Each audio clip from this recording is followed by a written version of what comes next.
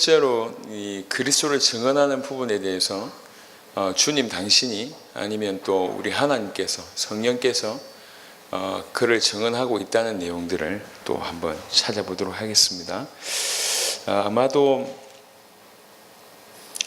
이런 차원으로 또 눈이 열리면 조금 더 선명하게 올바른 그 전도의 활동이 우리에게도 나오지 않을까. 이미 해왔던 많은 부분들 뿐만 아니라 더 선명하게 더 빠르게 진행이 되지 않을까 이런 생각을 좀 하게 됩니다. 자, 요한복음을 보겠습니다. 요한복음 15장, 요한복음 5장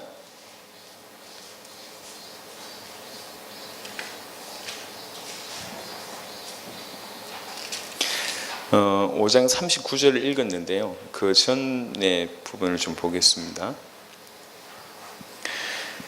요한복음 5장 35절부터 39절을 한번 읽어보면 나중에 그 다음 시간이나 그 다음 시간에 세례 요한이 어떻게 그리스도를 증언했는지에 대한 얘기를 좀 하겠는데 그때도 좀 언급하겠지만 지금 여러분한테 설명이 좀 필요할 것 같아서 같이 좀 보기를 원합니다.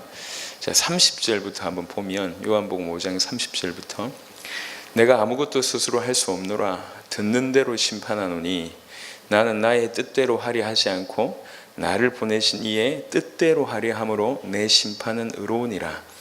내가 만일 나를 위하여 증언하면 내 증언은 참되지 아니하되 나를 위하여 증언하신 이가 따로 있으니 나를 위하여 증언하시는 그 증언이 참인 줄 아노라.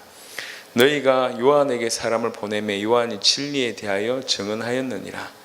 요한이 어떻게 살았다는 부분들을 요한의 사역이 뭐냐라고 할 때 그냥 이렇게 요 한마디 말로 정리가 되는 겁니다. 요한의 사역은 진리에 대하여 증언하는 사역이었다는 거죠. 그런 의미로 볼 때 요한은 참된 전도자가 맞습니다. 그렇잖아요. 34절에 그러나 나는 사람에게서 증언을 취하지 아니하노라. 다만 이 말을 하는 것은 너희로 구원을 받게 하려 함이니라. 요한은 켜서 비추이는 등불이라. 너희가 한때 그 빛에 즐거이 있기를 원하였거니와 내게는 요한의 증거보다 더 큰 증거가 있으니 아버지께서 내게 주사 이루게 하신 역사 곧 내가 하는 그 역사가 아버지께서 나를 보내신 것을 나를 위하여 증언하는 것이요. 본인을 통해서 일어난 역사, 하나님이 행하신 그 역사, 기적이나 치유나 많은 역사들이 있잖아요. 그 역사가 뭐 하는 것이냐? 이 역사가 하나님이 나를 보내신 것을 증언하는 것이다. 이 역사가. 그렇게 얘기하는 겁니다. 그래서 지난 시간에 예수님의 공생애가 전도였다. 공생애 때 있었던 모든 일들이 전도였다라는 그 관점과도 여전히 지금 동일하는 겁니다. 그 역사 자체가 하나님이 내가 나를 보내셨다는 것을 증언하는 것이다. 그렇게 얘기합니다. 또한 37절에 나를 보내신 아버지께서 친히 나를 위하여 증언하셨느니라. 아버지께서 나를 위해서 증언하셨대요. 그러면서 이게 어디까지 가냐면 39절까지 가는 겁니다. 너희는 아무 때에도 그 음성을 듣지 못하였고 그 영상을 보지 못하였으며 그 말씀이 너희 속에 거하지 아니하니 이는 그가 보내신 이를 믿지 아니함이라. 너희가 성경에서 영생을 얻는 줄 생각하고 성경을 연구하거니와 이 성경이 곧 내게 대하여 증언하는 것이니라. 아버지께서 증언하신 그것이 성경을 통해서 증언된다. 요 부분으로 해석을 할 수가 있습니다. 그래서 예수님께서 당신에 대해서 나를 증언하시는 이는 하나님이다.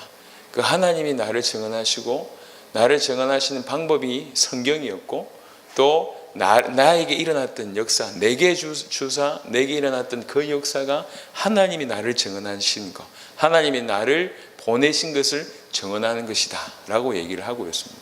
그래서 하나님이 그리스도를 증언하고 있고 성경이 그리스도를 증언하고 있다는 얘기를 예수님 본인이 본인의 입으로 얘기를 하고 있는 겁니다. 요한복음 15장을 보겠습니다. 요한복음 15장 26절입니다. 너무 잘 아는 구절이죠. 요한복음 15장 26절에 보면 내가 아버지께로부터 너희에게 보낼 보혜사 곧 아버지께로부터 나오시는 진리의 성령이 오실 때에 그가 나를 증언하실 것이요. 그 다음에 너희도 처음부터 나와 함께 있었으므로 증언하느니라 이렇게 얘기를 합니다. 그래서 그냥 우리가 그동안 익숙해왔던 개념적인 전도 차원이 아닙니다. 성경의 전도는 그리스도를 증언하는 것이 올바른 전도의 의미다라는 것을 볼 수가 있습니다. 하나님이 증언하시고 진리의 성령이 오실 때 그 성령도 그리스도를 증언하고 처음부터 봤던 이 제자들도 그를 증언하는 부분들을 얘기를 하고 있습니다. 18장 37절을 한번 보겠습니다. 요한복음 18장 33절부터 쭉 한번 보시면 더 좋을 것 같아요. 요한복음 18장 이제 빌라도 앞에 서 계시는 장면이고 빌라도하고 대화하는 장면입니다. 33절에 이에 빌라도가 다시 관정에 들어가 예수를 불러 이르되 네가 유대인의 왕이냐? 예수께서 대답하시되 이는 네가 스스로 하는 말이냐? 다른 사람들이 나에 대하여 너에게 한 말이냐? 빌라도가 대답하되 내가 유대인이냐? 네 나라 사람과 대제사장들이 너를 내게 넘겼으니 네가 무엇을 하였느냐? 예수께서 대답하시되 내 나라는 이 세상에 속한 것이 아니니라. 만일 내 나라가 이 세상에 속한 것이었더라면 내 종들이 싸워 나로 유대인들에게 넘겨지지 않게 하였으리라. 이제 내 나라는 여기에 속한 것이 아니니라. 빌라도가 이르되 그러면 네가 왕이 아니냐? 예수께서 대답하시되 네 말과 같이 내가 왕이니라. 내가 이를 위하여 태어났으며 이를 위하여 세상에 왔나니 곧 진리에 대하여 증언하려 함이로라. 무릇 진리에 속한 자는 내 음성을 듣느니라 하신대 빌라도가 이르되 진리가 무엇이냐 하더라 이렇게 얘기합니다. 예수님 오신 이유가 뭐냐? 진리에 대해서 증언하러 왔다고 얘기합니다. 이 진리는 뭐죠? 예수께서 가라사대 내가 곧 길이요 진리요 생명이니 당신이 진리 자체입니다. 당신이 그리스도라는 이것이 진리입니다. 이것을 증언하기 위해서 이 땅에 왔다라고 빌라도에게 지금 대답을 하면서 우리에게 말씀하시는 거예요. 그래서 이런 걸 종합해 볼 때 하나님이 그를 증언하시고 오신 성령이 그를 증언하시고 예수님의 사역도 그를 증언하는 사역이었다고 볼 수가 있습니다. 우리가 쉽게 할 수 있는 얘기가 절대로 아니거든요. 이거는 과목 중에 하나 요 정도가 아니고 앞으로 당대 세계복음화에 있어서 상당히 지금 중요한 부분입니다. 이게 뼈대를 만들어가는 거거든요.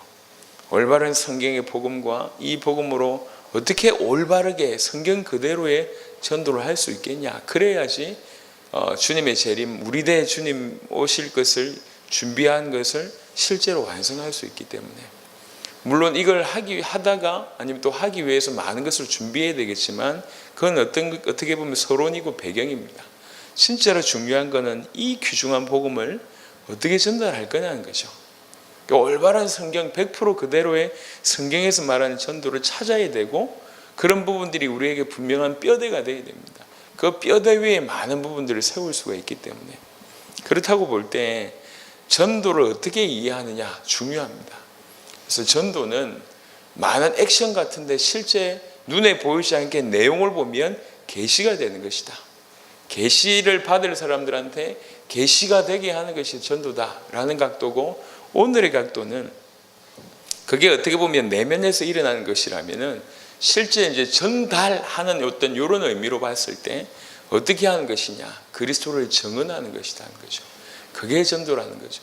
그렇다고 볼 때에 그 전에 해왔던 많은 부분들은 조금 그를 증언하기 위해서 표현하는 많은 부분일 수도 있지만 실제의 핵심이 그리스도를 그냥 이론을 전달하는 것이 아니라 정인이 되어서 증언하는 것이 전도라고 이해한다면 그동안 해왔던 많은 부분들이 수정될 수밖에 없고 또 이걸로 좀 든든해질 수밖에 없다고 볼 수 있습니다.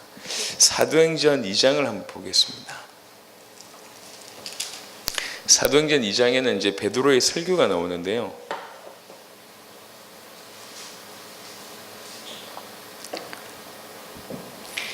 베드로의 설교 중에 하는 말입니다. 2장 22절에 보시면 이스라엘 사람들아 이 말을 들으라. 너희도 하는 바와 같이 하나님께서 나사렛 예수로 큰 권능과 기사와 표적을 너희 가운데 베푸사 너희 앞에서 그를 증언하셨느니라. 예수님의 사역을 이렇게 지금 정리하고 있습니다. 예수님 사역이 뭐냐? 그를 증언하신 사역이었는데 어떻게 증언하셨냐? 큰 권능과 기사와 표적을 통해서 이게 다 이것들을 통해서 뭘 하셨냐? 그를 증언하셨다. 그가 누군지를 증언하셨다. 이렇게 얘기합니다. 그러니까 예수님 사역이 뭐였냐? 진리에 대한 증언하는 사역이었다. 진리가 뭐냐? 당신이 그리스도라는 것이 진리인데 요거 증언하는 사역이었다라고 하는 것이 이렇게 사도행전 2장 22절, 요한복음 18장에도 언급이 쭉 됩니다. 요한복음 5장에는 하나님이 그를 증언하신다. 성경을 통해서 증언하시고 그리스도에게 일어났던 그 역사를 통해서 하나님이 그를 증언하시고, 요한복음 15장에는 진리의 성령이 오시면 그를 증언하실 것이다 라고 표현했고, 요한복음 18장은 그리스도께서 빌라도에게 대답하시면서 나는 진리에 대해서 증언하러 왔다라고 본인 입으로 얘기했고, 사도행전 2장에는 지금 베드로가 그리스도를 지금 그리스도 사역 전체를 얘기하면서 예수님께서 이 땅에 오셔서 큰 권능과 표적과 기사로 그를 증언하셨다라고 얘기하고 있습니다. 전부 하나님, 성령, 그리스도 본인이 그를 증언하는 이런 일을 하신 거죠. 누가복음 4장을 보겠습니다. 이번 신방 때 한번 말씀을 드렸던 구절인데요. 누가복음 4장 16절부터 한번 보겠습니다. 누가복음 4장 16절부터 예수께서 그 자라나신 곳 나사렛에 이르사 안식일에 늘 하시던 대로 회당에 들어가서 성경을 읽으려고 서심해 선지자 이사야의 글을 들이거늘 책을 펴서 이렇게 기록된 데를 찾으시니 곧 주의 성령이 내게 임하셨으니 이는 가난한 자에게 복음을 전하게 하시려고 내게 기름을 부으시고 나를 보내사 포로된 자에게 자유를, 눈먼 자에게 다시 보게 함을 전파하며 눌린 자를 자유롭게 하고 주의 은혜의 해를 전파하게 하려 하심이라 하였더라. 책을 덮어 그 맡은 자에게 주시고 앉으시니 회당에 있는 자들이 다 주목하여 보더라. 이에 예수께서 그들에게 말씀하시되 이 글이 오늘 너희 귀에 응하였느니라 하시니, 이런 시대적인 말씀을 주십니다. 구약의 그리스도에 대한 예언한 본문, 너무나 선명한 그 본문을 읽고 이 글이 오늘 너희에게 응하였다, 이 말씀이 오늘 너희에게 임하였다라는 얘기를, 이 모든 실체 되신 그리스도께서 오신 거기 때문에 이 말이 너희에게 응하였다, 이 말이 맞잖아요. 그래 놓고 22절에 그 말을 듣던 그들이 다 그를 증언하고, 그러니까 많은 사람들이 예수를 증언했다는 표현을 하는 것이 아닙니다. 이 말은 그 말이 아니고 그들이 그다음에 끊고, 그들이 다 이렇게 끊고 그를 그 다음부터는 그리스도에 대한 얘기를 하는 겁니다. 그리스도 예수가 그를 증언하고 그 입으로 나오는 바 은혜로운 말을, 예수님이 본인 스스로 그를 증언하고 그 다음에 하시는 말씀이 너무 은혜로워서 그들이 다 그것을 놀랍게 여겼다, 이렇게 보시면 돼요. 문장이 이런 문장입니다. 그러니까 그들이 그를 증언하는 게 아니고 그들이 예수님이 그를 증언하고 예수님의 입에서 나온 은혜로운 말을 듣고 놀랍게 여겼다. 그러면서 하는 말이 이 사람이 요셉의 아들이 아니냐, 이렇게 여겼다는 거죠. 그래서 이 본문에도 예수님 사역이, 예수님이 지금 어떻게 사역했는지, 처음부터 어떻게 사역했는지 보고 있습니다. 그를 증언했다, 그리고 그 말에서 은혜로운 말이 나왔다는 표현이 있잖아요. 제가 보면 굉장히 궁금했어요. 성경에 보면 예를 들면 이런 표현이 있잖아요.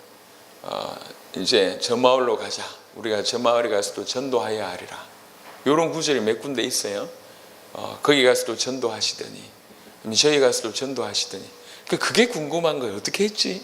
이게 궁금한 거예요. 근데 그런 표현은 없어요. 저 마을로 가서 전도하자. 그래놓고 내용은 뭐냐면 주로 이제 예수님의 설교가 나오든지 아니면 병을 고치든지 이런 내용이 나와요. 우리의 초점은 뭐였냐면 그래 어떻게 하셨는데 뭐 어떻게 말을 열고 어떻게 뭐 이렇게 접촉점을 찾고 어떻게 해가지고 영접을 시켰는지 이런 걸 보고 싶어 했는데 그게 그 말이 아닌 거죠.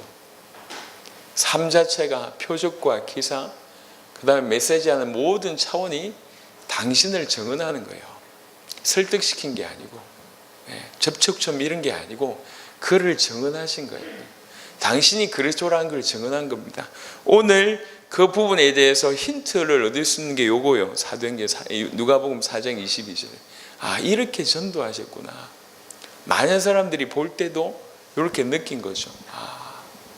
이 본문을 읽고 이 말이 너에게 응하였다 이래 놓고 이 말이 응한 것에 대한 얘기를 쭉 하는 겁니다. 당신 자신이 누군지를 증언했단 말이에요. 그리고 그 말이 너무 은혜롭다. 그런데 저 목수 아들 아니야?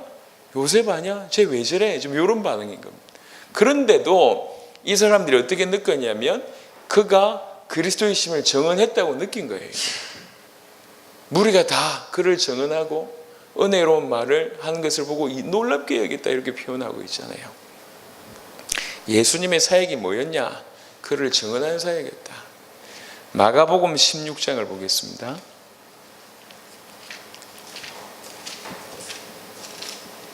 마가복음 16장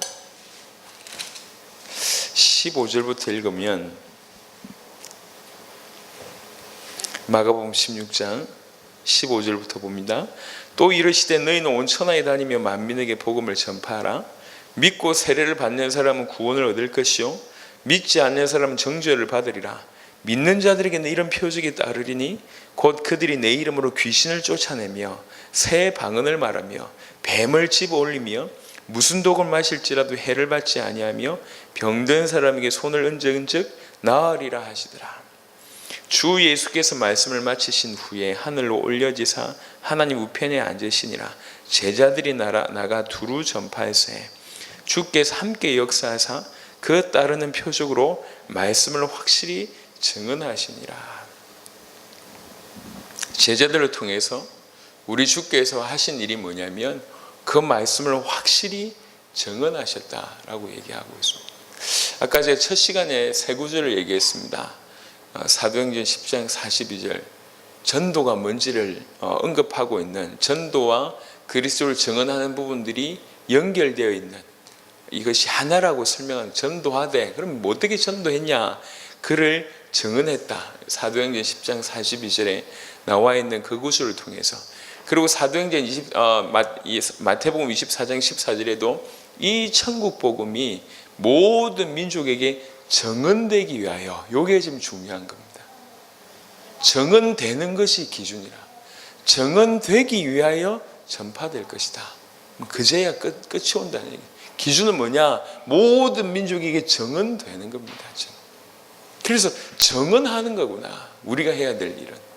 그냥 전도 맞는 말인데 이 전도에 조금 한꺼풀 벗겨본다고 얘기할 때 그리스도를 땅끝까지 증언하는 거구나.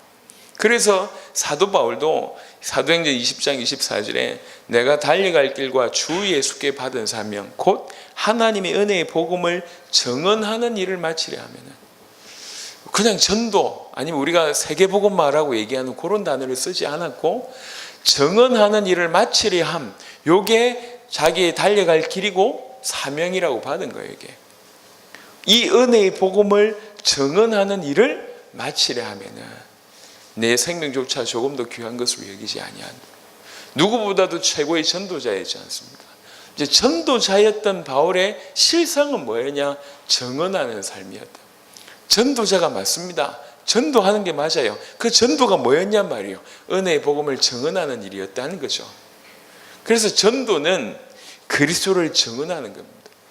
그게 그래서 오늘 조금 전에 이 시간에 알아본 건 뭐냐면 하나님이 그를 증언하는 내용, 성경을 통해서 그 다음에 그가 행하신 그 역사를 통해서 하나님이 그를 증언했다는 내용이 요한복음 5장에 언급되어 있고 요한복음 15장에는 성령이 오셔서 그를 증언할 것이라고 얘기하고 있고 요한복음 18장에는 예수님 당신 자신이 진리에 대해서 증언하러 내가 이 땅에 왔다고 당신 입으로 얘기했고, 사도행전 2장에는 베드로가 예수님의 사역을 평가하면서 그를 증언한 그 표적과 기사와 능력으로 그를 증언하셨다고 얘기하고 있습니다. 그리고 누가복음 4장에도 예수님께서 오셔서 중요한 구절을 읽어놓고 이 땅에 오셔서 왜 오셨는지, 뭐하러 오셨는지 그가 그 자신을 증언했다라고 표현하고 있고, 마가복음 16장 20절에도 동일하게 이렇게 말씀하고 있습니다. 지금은 그리스도를 증언하는 각도를 누구를 통해서 보게 됐냐면, 하나님, 성부 하나님, 여호와 하나님께서 증언하시고 성령이 증언하고 본인이 증언한 이런 부분들에 대한 얘기를 좀 봤습니다.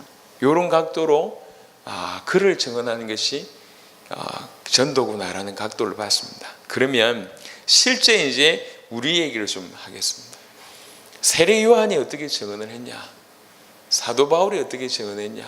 과연 증언했냐? 전도자의 삶이라고 얘기할 때 전도를 증언으로 이해해서 그렇게 했냐라는 부분들을 쭉 한번 오늘 남은 시간 계속 좀 살펴보도록 하겠습니다. 먼저 세례 요한에 대한 얘기를 좀 해보겠습니다. 요한복음 1장에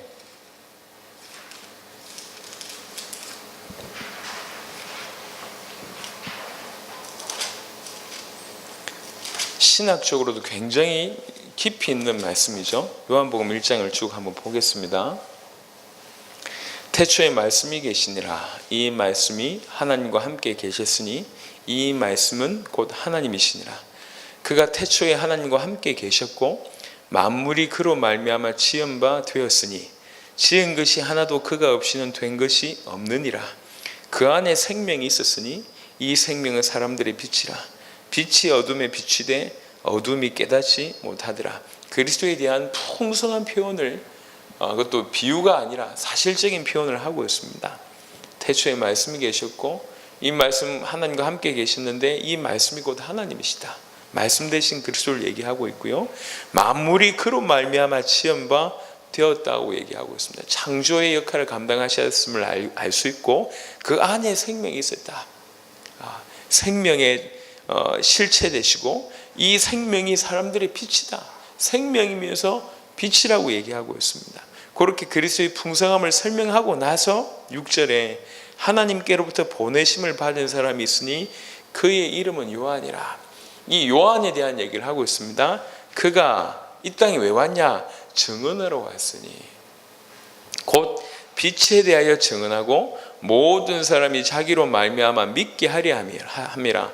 그는 이 빛이 아니요 이 빛에 대하여 증언하러 온 자라. 참빛 곧 세상에 와서 각 사람에게 비추는 빛이 있으나니 그가 세상에 계셨으며 세상은 그로 말미암아 지은 바 되었으되 세상이 그를 알지 못하였고 자기 땅에 오매 자기 백성이 영접하지 아니하였으나 영접하는 자 곧 그 이름을 믿는 자들에게는 하나님의 자녀가 되는 권세를 주셨으니 이는 혈통으로나 육종으로나 사람의 뜻으로 나지 아니하고 오직 하나님께로부터 난 자들이니라. 말씀이 육신이 되어 우리 가운데 거하심에 우리가 그의 영광을 보니 아버지의 독생자의 영광이요 은혜와 진리가 충만하더라. 요한이 그에 대하여 증언하여 외쳐 이르되 내가 전에 말하길 내 뒤에 오신 이가 나보다 앞선 것은 나보다 먼저 계심이라 한 것이 이 사람을 가리킴이라 하니라. 우리가 다 그의 충만한 데서 받으니 은혜 위에 은혜르라. 율법은 모세로 말미암아 주어진 것이요 은혜와 진리는 예수 그리스도로 말미암아 온 것이라. 본래 하나님을 본 사람이 없으되 아버지 품속에 있는 독생하신 하나님이 나타내셨느니라 라고 얘기합니다. 그리스도에 대한 풍성한 얘기를 쭉 하면서 요한의 사역 전체를 평가합니다. 요한이 왜 왔냐? 요한이 이 땅에 태어난 이유가 뭐냐?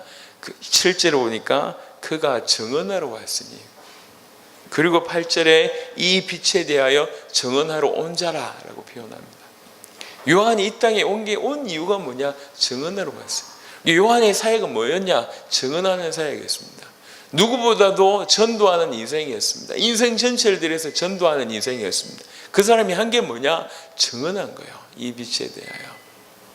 19절에 보면 유대인들이 예루살렘에서 제사장들과 레위인들을 요한에게 보내어 네가 누구냐 물을 때 요한의 증언이 이러하니라. 요한이 증언을 쭉 하기 시작합니다. 요한이 드러내어 말하고 숨기지 아니하니 드러내어 하는 말이 나는 그리스도가 아니라 한데 또 묻되 그러면 누구냐? 네가 엘리야냐? 이르되 나는 아니라. 또 묻되 네가 그 선지자냐? 대답하되 아니라.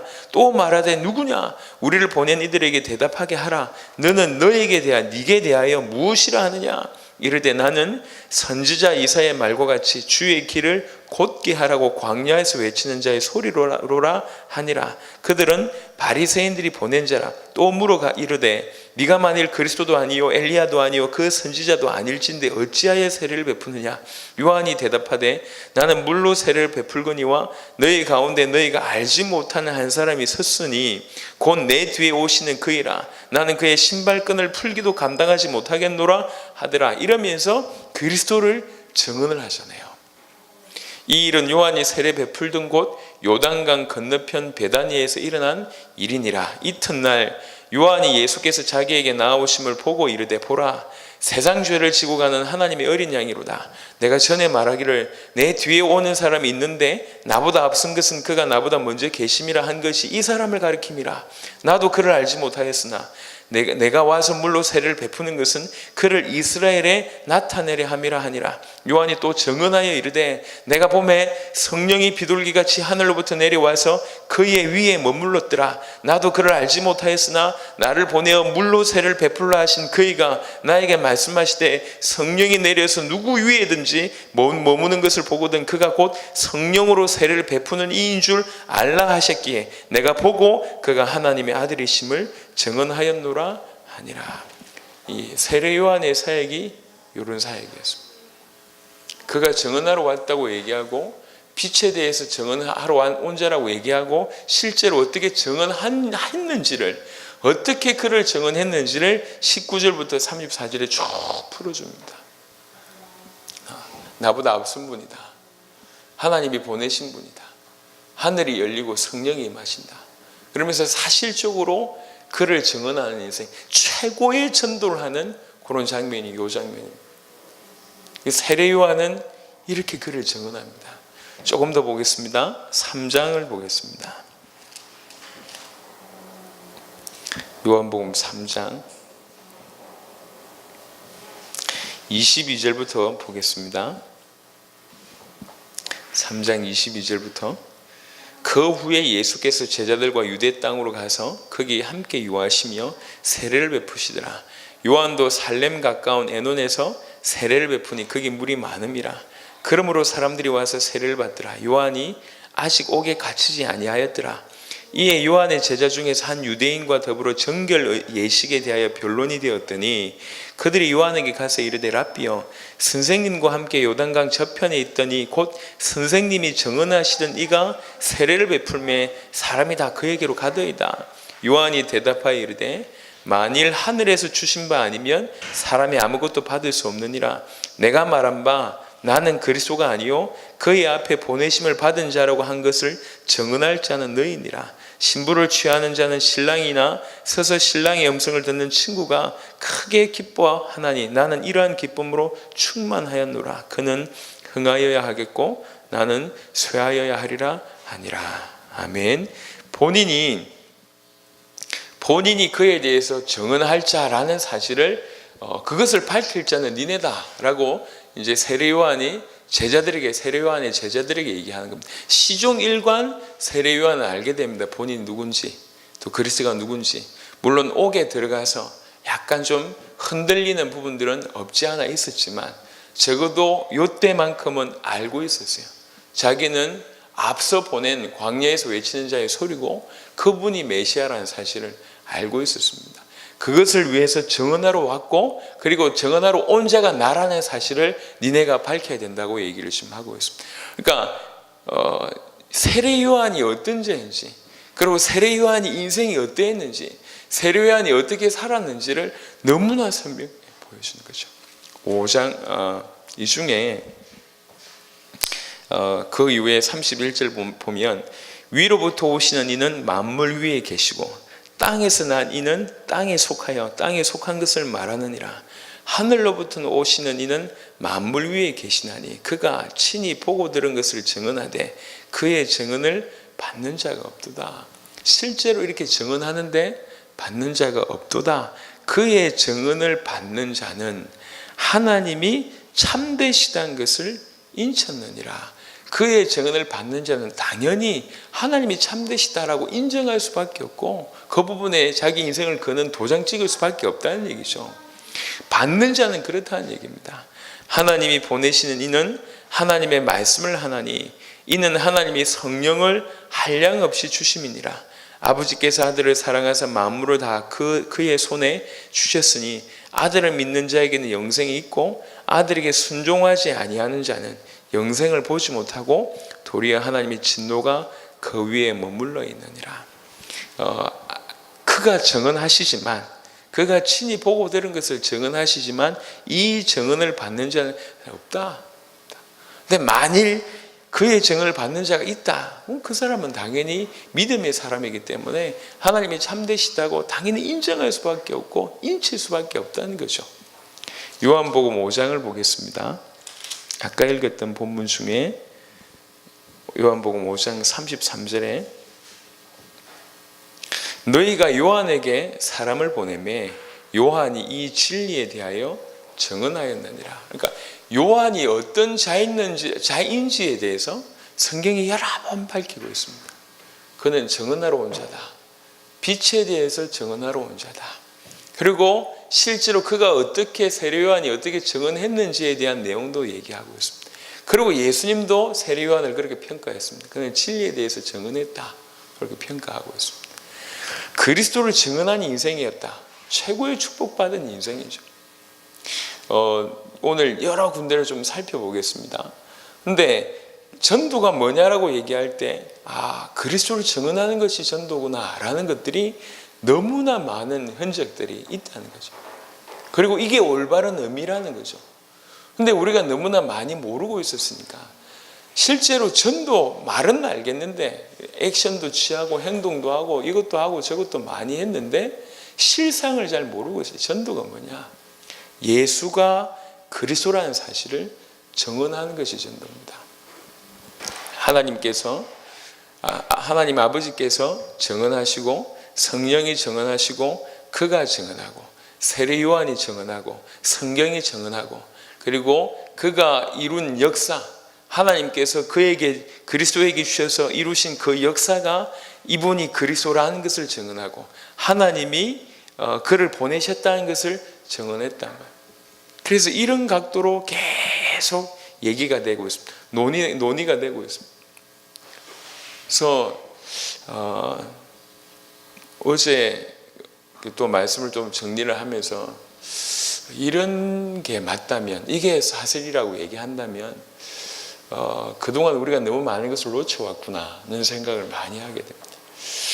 조금 심하게 얘기하면 우리 안에서 일어났던 일들은 조금 이따 얘기하겠고요.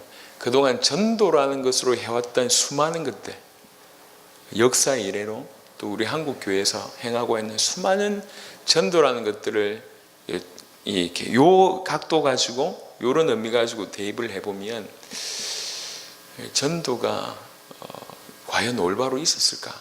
전달하는 성경의 복음도 없었을 뿐만 아니라 전달하는 그 자체를 두고 볼 때도 하나님 믿으세요? 교회 오세요? 예수 믿으세요? 예수 믿으면 복 받습니다. 예수 믿으면 네 문제 해결될 거야. 예수님께 기도하면 그걸 들어주실 거야. 수많은 얘기들을 통해서 우리가 전도를 해왔고 심지어는 병 낫게 하고 교회 오고 축복받게 하고 교회 오고 그 수많은 걸 했잖아요. 수많은 걸 했는데 그리스도를 증언하는 각도에서는 하지 않았다는 거죠. 이게. 그가 누군지에 대해서 증언하는 각도로 하지 않았기 때문에 그것만 빼고 다른 걸 다 해왔습니다. 너무너무 어이가 없다 이런 상황이면 그런 생각이 들고 그리고 그럼 그리스도를 증언하는 것이 전도라고 얘기한다면 이걸 어떻게 해야 되냐라고 얘기할 때 달라질 것 같아요. 그냥 영접시키는 정도가 아니라니까 이거는. 예. 그리고 말씀 운동이 결국 다 연결이 되겠지만 그룹 모임, 성경 공부하는 것 또한 전도가 아닙니다. 그를 증언하는 겁니다. 심지어는 똑같은 말을 하는데도 하나는 증언이고 하나는 말을 전달하는 경우들도 있잖아요. 증언하는 겁니다. 재판 자리에서 정인으로 출석해서 나와서 내가 봤다라고 얘기하는 것이, 이건 이렇다, 자기가 본 것을 얘기하는 것이 그게 증언이잖아요. 그게 법률적인 용어지 않습니까? 그러니까 그리스도를 증언하는 것이 전도구나, 요 생각을 가지고 그럼 어떻게 하면 될까를 연결시켜 보면 굉장히 다양한 게, 그러면서 아주 좀 두리뭉실하지 않고 좀 선명하게 나오지 않나, 그런 생각이 드는 겁니다. 예수님 당신 자신이, 그리고 하나님께서, 성령께서 증언한 내용들을 쭉 봤습니다. 성경에 나와 있는 내용들이 좀 많은데 그 중에 또 한 부분만 더 보고 잠시 쉬도록 하겠습니다. 사도들이 어떻게, 그럼 사도들의 인생도 그러했는가? 바울을 일단 좀 남겨두고요, 사도들의 모습도 그러했는가? 아니면 많은 이 복음을 받은 사람들의 모습도 그러했는가도 한번 좀 살펴볼 필요가 있겠습니다. 성경 아까 읽었던 본문 먼저 보고요, 사도행전 1장에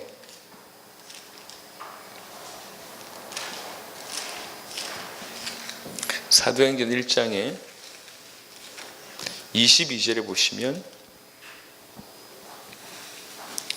항상 우리와 함께 다니던 사람 중에 하나를 세워 우리와 더불어 예수께서 부활하심을 증언할 사람이 되게 하여야 하거늘.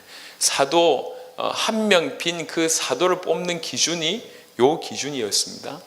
그래서 증언할 사람, 증인 뽑아가지고 증언할 사람을 세우는 겁니다. 이게 올바른 의미의 전도니까요. 그래 놓고 뽑아서 이제 사도들의 모습이 어떻게 표현되고 있냐면 4장을 보겠습니다. 사도행전 4장 33절에 보면 32절부터 4장 32절부터 믿는 무리가 한 마음과 한 뜻이 되어 모든 물건을 서로 통용하고 자기 재물을 조금이라도 자기 것이라 하는 이가 하나도 없더라. 사도들이 큰 권능으로 주 예수의 부활을 증언하니 무리가 큰 은혜를 받아 그 중에 가난한 사람이 없으니 이는 밭과 집 있는 자는 팔아 그 판 것의 값을 가져다가 사도들이 발 앞에 두매 그들이 각 사람의 필요를 따라 나누어 줍니다. 사도들의 사역을 뭐라고 표현했냐면 큰 권능으로 주 예수의 부활을 증언했다. 이게 사도의 사역이었다는 거죠. 8장을 보겠습니다. 사도행전 8장.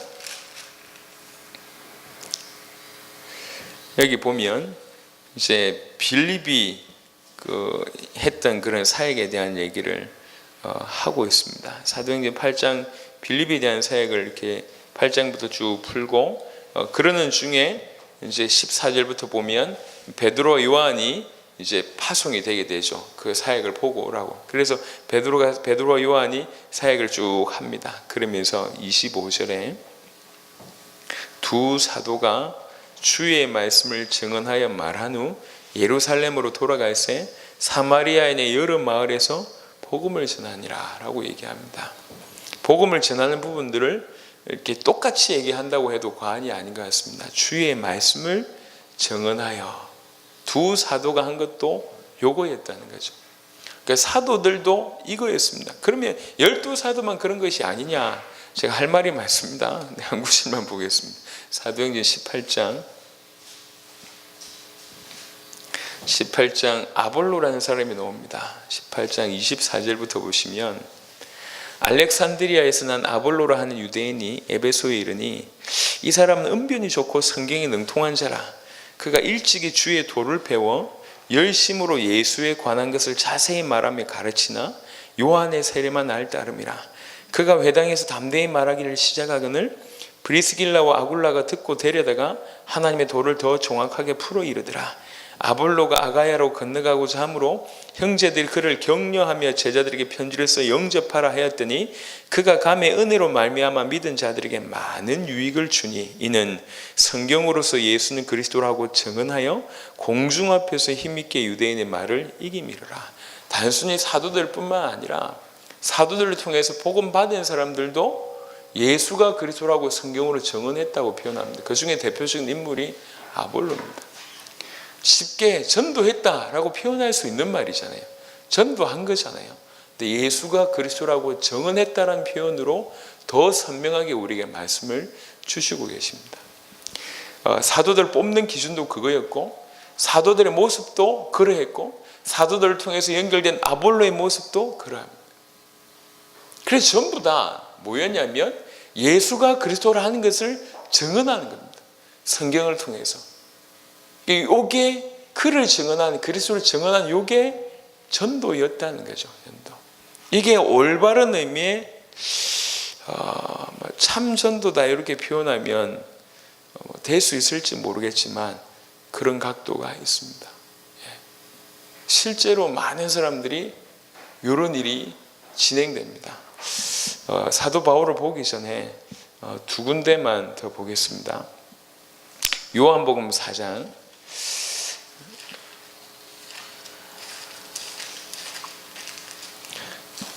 요한복음 4장 여러분 잘 아시는 본문이잖아요. 그 여인이 나오는 본문이잖아요. 그 여인이.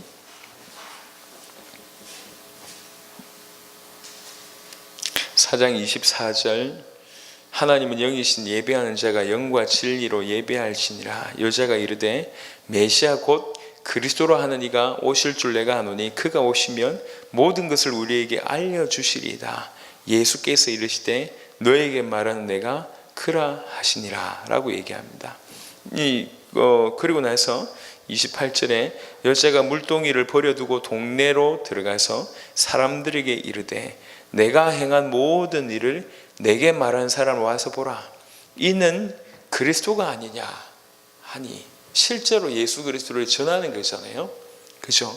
그들이 동네에서 나와 예수께로 오더라.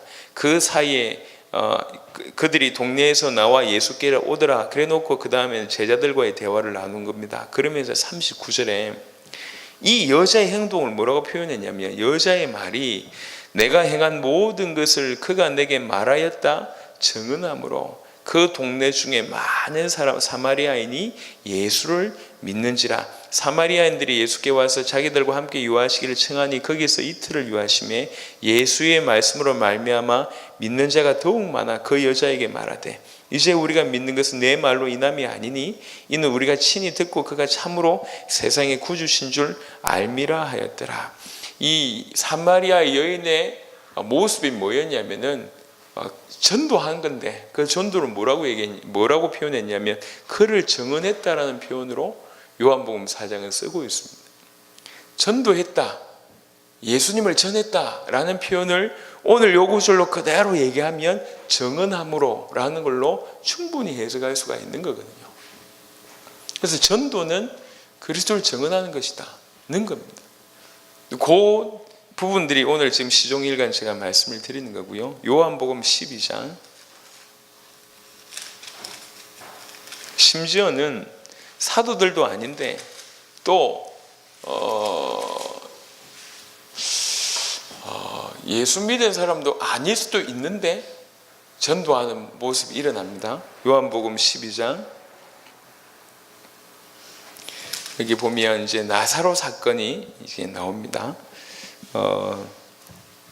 나사로를 이제 살리는 일이 이제 일어나죠. 요한복음 11장에. 그러고 나서 12장 9절에 보면 유대인의 큰 무리가 예수께서 여기 계신 줄을 알고 오니 이는 예수만 보기 위함이 아니요 죽은 자 가운데서 살리신 나사로도 보려 함이로라. 대제사장들이 나사로까지 죽이려고 모의하니 나사로 때문에 많은 유대인이 가서 예수를 믿음이라 이렇게 얘기합니다.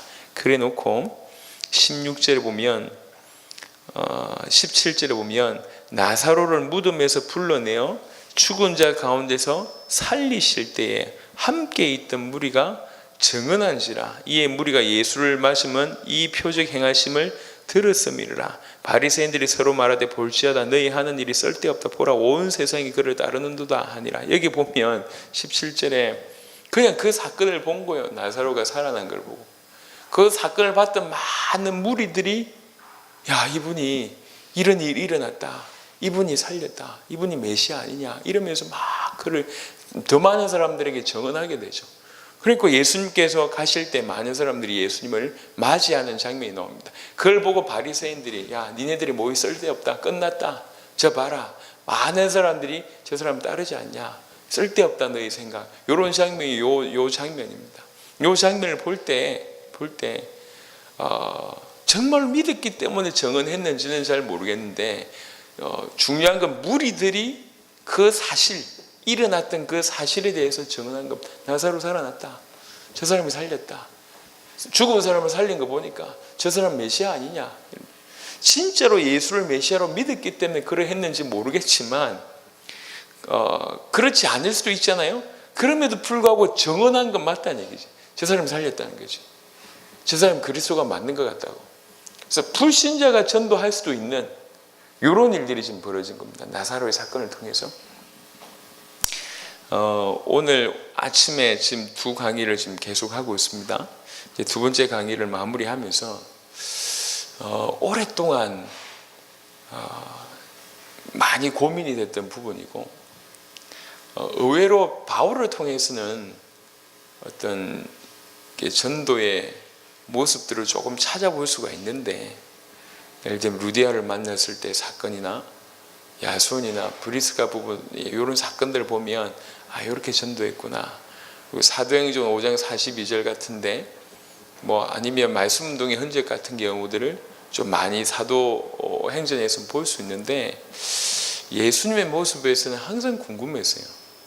그 예수님이 전도한 부분에 대해서 우리가 기존에 가지고 있던 생각으로 예수님의 전도를 엿볼 수 있는 본문이라고는 요한복음 4장에 예수님이 직접 한 요 내용 말고는 전부 전도하시니, 전도하러 갔다, 전도하시니 이렇게만 되어 있고, 그 실체가 도대체 무슨 말이지? 어떻게 하셨다는 거지? 어떻게라고 질문을 던질 때마다 자꾸 계속 맞고요.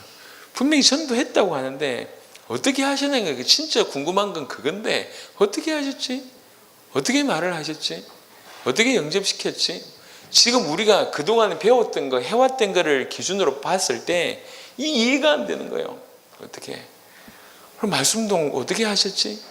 이런 많은 부분들을 볼 때 무슨 말이지? 어떻게 하셨지? 항상 궁금했어요. 그리고 예수님께서 전도를 가르쳐 주신 부분에도 충분히 우리가 그 부분을 통해서 이해할 수 있는 부분들이 많습니다. 근데 진짜 궁금한 건 뭐냐면, 자신이 어떻게 하셨는지가 궁금한 거예요. 예수님 자신이. 그러니까 그런 고민을 하고 성경을 볼 때마다 이게 더 목이 마른 겁니다. 이게 왜? 그래, 전도하셨다는 건 알겠는데 어찌 하셨냐? 왜 이렇게 1 이렇게 하고 2 이렇게 하고 이렇게 좀 보여줬으면 좋겠는데 그런 게 별로 없어요. 근데 모든 마을에 전도하셨대. 모든 마을에 전도하셨는데 성경에 나온 것은 병 고치고 기적 일으키고 설교 한 편 하고. 아니, 전도 어떻게 하셨는데, 이게 궁금한데 병 고치고 기적 일으키고 설교 한 편 하고 자꾸만 그런 식으로 이어지니까, 여러분 그런 생각으로 한번 보시라니까요. 그게 계속 목이 말로 이게 뭐야? 이제 성경의 전도라는 걸 진짜 제대로 찾아서 전 세계를 일으켜야 되는 것인데 자꾸 갈급한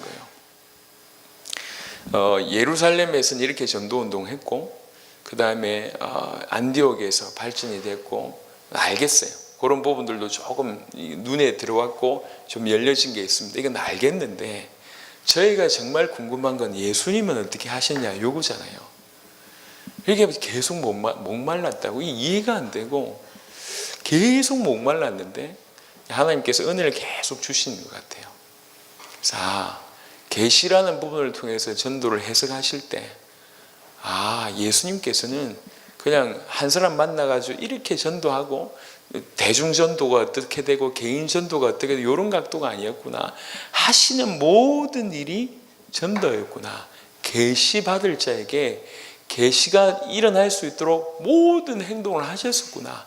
그런 의미에서 온 마을에 가서 전도하고 모든 사람에게 전도한 게 맞구나, 모든 사람에게 전도하신 게 맞구나라는 것이 깨달아졌고, 또 한편으로는 예수님은 당신 자신을 증언하셨구나, 그를 증언하셨구나, 그를 증언한 이것이 전도구나 라는 것을 보게 됐을 때, 예수님의 공생애가 특별한 방법, 저는 특별한 방법 요걸 찾으려고 했다니, 예수님만의 노하우, 그래서 생각을 했었다고요. 왜 그러냐? 우리가 전부 전도를 그렇게 이해했었으니까. 접촉점이 어떻다, 1번 이렇게 하고 2번 저렇게 하고, 사형리 같은 데 보면 그런 데 익숙해 있거든요. 전도 폭발 그런 데 보면 그런 데 익숙해 있거든요. 요 질문 던졌을 때 요 답이 나오면 이렇게, 그런 데 익숙해 있었거든요. 지금도 그런 영향을 대부분 받고 있어요. 여전히 가서 그거 하려고 하고 있습니다. 근데 이런 각도로 볼 때 예수님의 케이스는 뭐냐? 그 케이스를 자꾸 묻고 싶은 거죠. 저런 상황에 저렇게 하셨구나. 요렇게 문을 여셨구나. 요런 사람한테 요렇게 해서 결국 구원을 끄집어내고 영접을 시켰구나. 요런 각도로 보니까 도무지 이해가 안 됐어요. 근데 전도의 정의가 달랐다는 걸 알게 됐습니다. 아, 특별한 케이스가 지금 중요한 게 아니구나. 한두 가지 사례가 지금 중요한 게 아니구나. 예수님은 공생의 전체를 통해서 계시를 받을 자에게 계시가 임할 수 있도록 당신을 계시하셨구나. 전도하셨구나. 또 예수님은 그를 증언하셨구나. 그가 그리스도라는 증언을 하셨구나. 공생의 기간 전체 하나님이 그를 증언하셨고 성령이 그를 증언하셨고 그가 행하시는 그 역사가 그분을 증언하신 것이고 그분의 입을 통해서 진리에 대해서 증언하러 왔다. 그분의 입술을 통해서 또 그를 증언했고, 아, 예수님의 사역 전체가 그가 그리스도라는 것을 증언한 거였구나. 예수님의 사역 전체는 전도의 사역이었구나라는 것을 알게 된 거죠. 특별한 케이스 더 찾을 필요가 없습니다. 특별한 케이스 있으나 마나. 근데 굳이 그런 케이스를 안 보여주신 것도 지금 볼 때 은혜인 것 같아요. 왜 그러냐? 그런 케이스 몇 가지만 갖다 놓으면 그것만이 전도라고 오해할 수 있거든. 예수님이 이렇게 하셨어. 이렇게 해야 돼. 이것만이 전도라고 오해할 수 있습니다. 그거 아니면 전도가 아니라는 거죠. 그렇죠? 지금 언약궤가 사라졌습니다. 언약궤 사라진 게 은혜잖아요. 언약궤 있으면 그 언약궤 앞에서 구약에 했던 그거 하려고 지성소 만들어 놓고, 그거 뭐 예수 믿는 사람 한 번 들어갔다 오려면 그거 하다가 지금 인생 마무리 지어야 되거든. 모세가 들었던 그 노뱀이 지금 사라졌잖아요. 그걸 다 없앴잖아요. 성경적으로도. 그게 맞거든요. 그게 안 사라져 있으면 그거 너무 붙잡으려고. 원리가 똑같은 것 같아요. 예수님께서 이렇게 해서 이게 전도야 라고 말씀을 하셨더라면 그 케이스만 매달려 있었을 것 같아요. 그런 케이스만. 근데 성경은 그게 아니더라고요.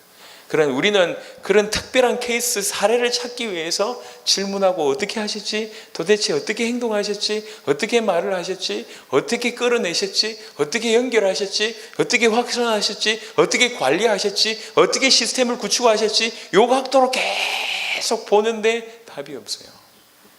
하나님이, 예수님이 그걸 안 남겨두신 것 같아요. 왜 그러냐? 그게 매이지 않게 하기 위해서.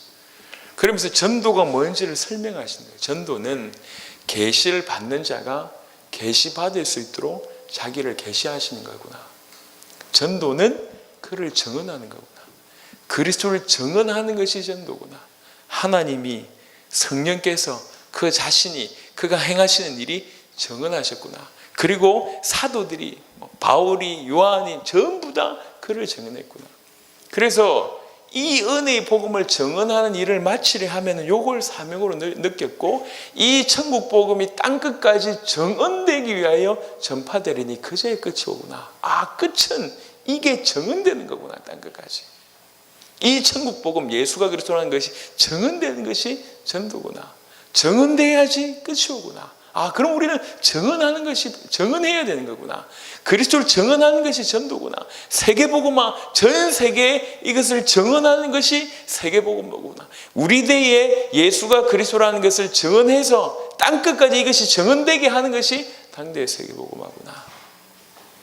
그럼 이 증언하기 위해서는 어떻게 하면 되겠냐라는 것을 각자가 질문해보고, 같이 모여서 질문해보고 고민해보면, 그냥 그동안 해왔듯이 그냥 메시지 보내주고, 예수가 그리스도라는 정언된 메시지가 보내지는 게 아니라, 하나님 믿으라, 교회 안에서 설교라는 형태로 많은 부분들이 보여지고 있는데 전부 어떤 교회는 이렇게 살아야 된다, 저렇게 살아야 된다, 쓸데없는 얘기들을 하는 것이, 그게 그냥 전도가 아니구나. 그냥 교회 문화 이렇다는 것을 설명할 정도지 전도는 아니구나. 그래서 앞으로 우리 복가교회 많은 식구들이 함께 어떻게 하면 이분을 증언할 수 있을까를 고민하고 그것을 증언하는 쪽으로 방향을 모으고 또 시도를 한다고 할 때 많은 것들을 우리에게 부어주실 것이고 그게 좀 쌓여질 것이다 생각이 듭니다. 그를 증언하는 것이 전도라는 관점으로 하나님께서 또 세례 요한이 또 다른 분들이 어떻게 증언했는지까지 얘기를 좀 했습니다. 좀 쉬었다가요 11시 조금 넘어서 이제 사도 바울과 나머지 인물들이 어떻게 그를 증언했는지에 대한 얘기도 좀 나누겠습니다.